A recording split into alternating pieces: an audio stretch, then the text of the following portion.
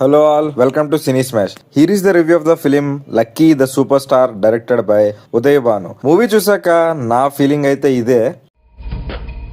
లోపలేం లేదు డొల్లా. నాకు డాక్టర్ అన్నయ్య మూవీస్ అంటే ఇష్టం, బట్ ఇక్కడ అసలు ఏం జరుగుతుందో ఏమవుతుందో డైరెక్టర్ కైనా క్లారిటీ ఉందో లేదో.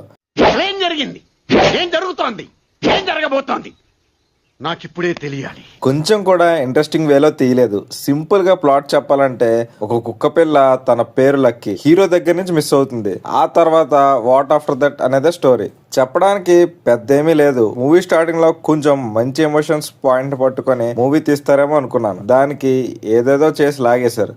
ఇంకా లాక్కండి తెగుద్ది. నాకు అదే అనిపిస్తుంది.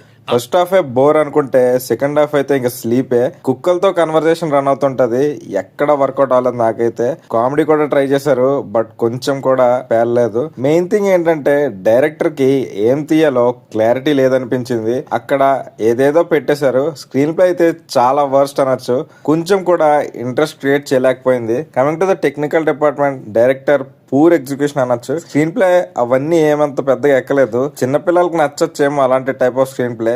మ్యూజిక్ కూడా పెద్ద ఏమీ లేదు, అసలు ఉన్నట్టు కూడా తెలియలేదు. Coming to actors performance, GV Prakash decent గా చేశారు, బట్ మిగతా వాళ్ళ నుంచి పెద్దగా ఏమీ లేదు. సో ఓవరాల్ గా నాకైతే నచ్చలేదు మూవీ. ఫస్ట్ ఒక 20 to 30 minutes అయితే బేరబుల్, మిగతాదంతా డబ్బింగ్ కూడా అసలు ఏమంత పెద్దగా బాగాలేదు.